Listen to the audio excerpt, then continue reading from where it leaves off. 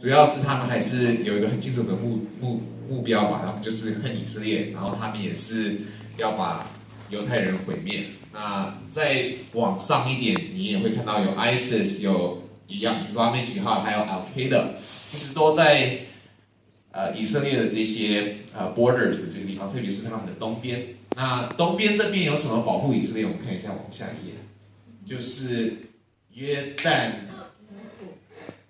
That's interesting sound effect. OK， 约旦河谷，还有Alright， 约旦河谷。那在这个地方，在这个地方有一个非常高的一个protection， 就是其实是一个 hill。那actually go down one more。对，有一个。其实在这个图片里面也可以看得到，就是这边是底，然后往上就是一个山。那其实这个是1967年之前他们有的这个 land。其实这个地方嘛，这个就是 West Bank。那他们是1967年之后才有这一块地。那如果他们就是很多人在讨论嘛，就是为什么你们没办法把这一块地就是再还给这些人？那很清楚的一个原因是因为如果他们做的话，那恐怖分子就是很容易可以跑到这个山上。他们跑到这个山上的话，他们的火箭基本上就可以射到以色列城市最多人口的一些城市 Tel Aviv， 然后甚至很重要的一些地点，例如他们的飞机场 Tel Aviv 的飞机场。基本上以色列重要的地方、人多的地方，他们如果回到之前的那个 border 的话，他们的人也都受到很大的一些威胁。So this is a big reason why they can't go back. Down one. OK， 那你就可以看到，其实这个地方就是有很多重要的地方 ：Jerusalem、Ashdod、Tel Aviv， 还有 Netanya。好，再下一个。OK， 那这也是等一下那个影片里面你会看到的。这个也是那个约旦河谷，这个就是约旦河谷。那你就可以看，其实从下面到上面，基本上你不能其实走过，很难。你有坦克车你也没办法爬这个山，你知道吗？其实基本上只有3到4条路，让你可以从约旦河谷的这个地方走进以色列。So it's actually a very well protected place. 这样子也是很重要。如果他们把这个地方 if they lose it, then Israel will be in a lot of danger. 好，往下。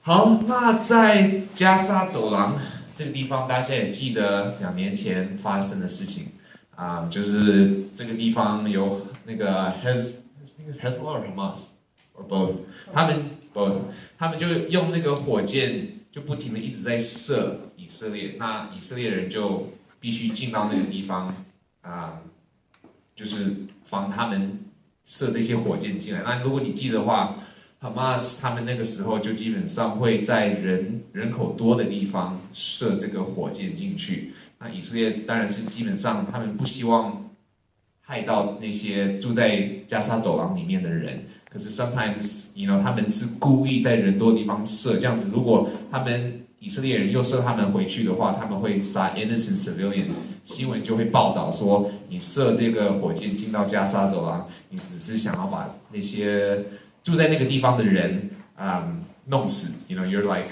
然后就会有很多的 political pressures， 其实是 Hamas 一个 strategy。 那 Hamas 除了射火箭以外，他们也会挖 tunnels，地道，对，有隧道，地道，都可以 ，all right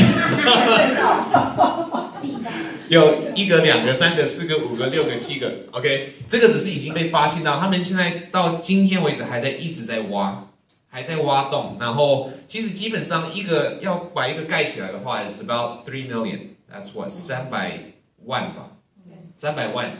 挖一个要花300万，然后需要35个卡车的 construction material 才能把它盖起来。那你就基本上也知道，把这个挖成功的话也不容易，可是也是很大的一些威胁。因为大家也记得2014年的时候，我们不停的在为他们的以色列平安祷告，就是我们很多时候就会祷告求神，就是拦阻这些洞，就是没办法被使用啊等等的，或者被发现。那感谢主，我觉得神也是一直在垂听祷告。现在大家也知道 Iron Dome 是什么嘛，对不对？就是他们现在也会一样，就是 above the ground 有一个 Iron Dome， 他们现在有一个 underground Iron Dome， 他们正在发明，就是能够发现哪边有洞。哪边挖了这个地道，挖了这个地道，然后他们就可以拦阻这些人把它盖成功。So 你就比较知道北边、南边、北边、东边、南边他们受到的威胁。OK， 好，往下一个。然后这个就是基本上，如果他们有不同的火箭的话，他们能够射到的距离，那就是最基本的话就是这一个。可上他们还有不同的名字，就是第一个 level， 然后第二个就是第二个 level，and I think， 第三个就是到这边，然后第四个基本上全以色列都可以射到。这样子，如果这些武器被拿到这些住在加沙走廊的这些恐怖分子的手中，他们基本上也是可以attack Israel 蛮多的。So， 我觉得我们为他们平安祷告的时候，我们也比较知道。是哪一边他们受到什么样子的威胁？那我们可以为什么这些地点很重要？那个约旦河谷，还有那个戈兰高地。So 好，我们现在看一下这个影片。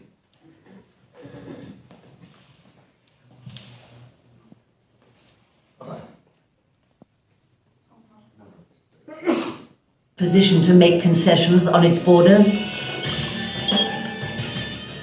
Western Israel must now prepare to defend themselves against a new kind of enemy.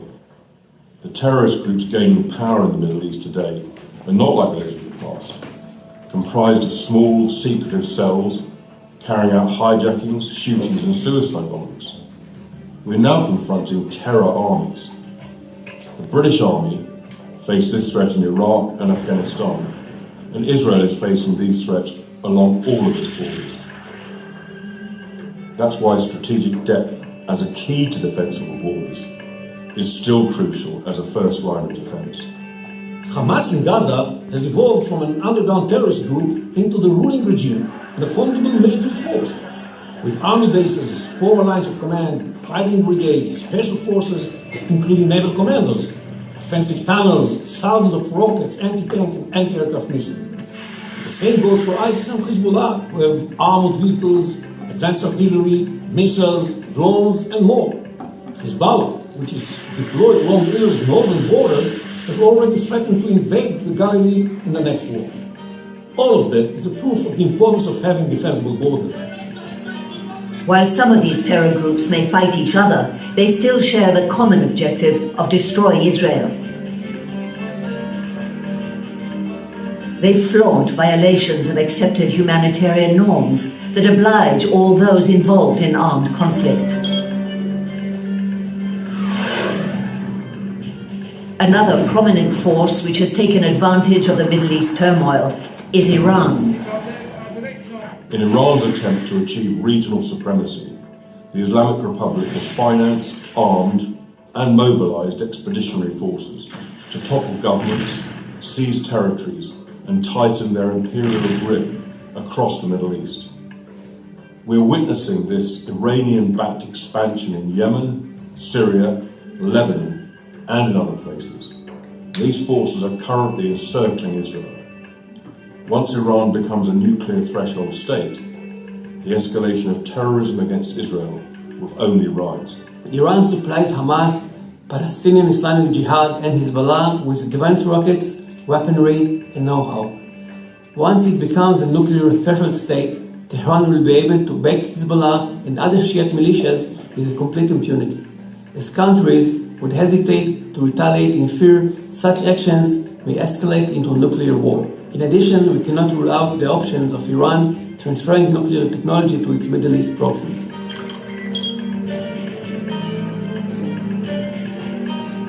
Since 1967, the Jordan Valley has served as a formidable geographic barrier, protecting Israel's narrow 40-mile waistline from the east.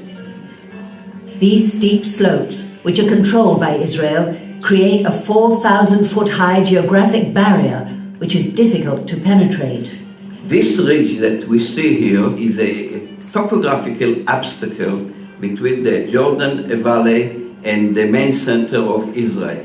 And as you can see, it's very hard to cross it with a big orbit or big formation of tanks, etc. And there are only 5 passages, so it's easy to defend.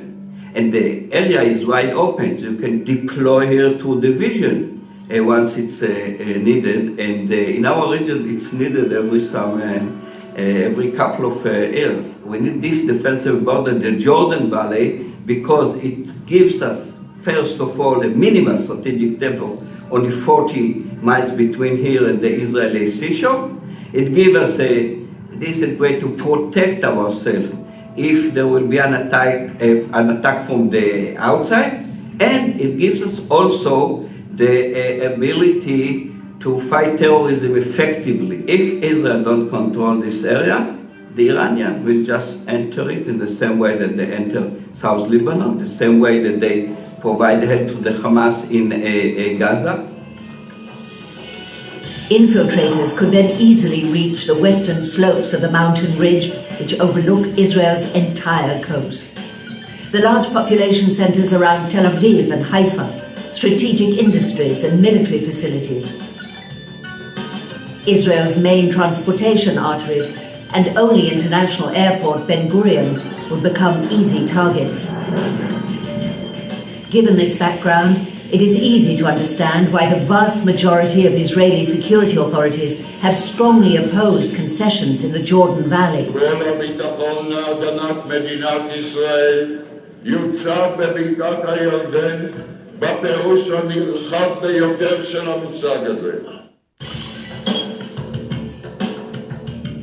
Moving up north along the Jordan Valley, we reach Mount Hermon and the Golan Heights, from which Israel can watch the Syrian civil war unfold. Prior to the 1967 war, this kibbutz, like many other Israeli villages and towns, was bombed and shelled on a regular basis by Syrian army forces deployed on this elevated area overlooking the Sea of Galilee. All the arguments from the last 25 years that said Israel could safely withdraw from the Golan Heights have been exposed as based on false premises. Had Israel withdrawn from the Golan, we could have easily had ISIS and Al-Qaeda bearing down on the Sea of Galilee and northern Israel.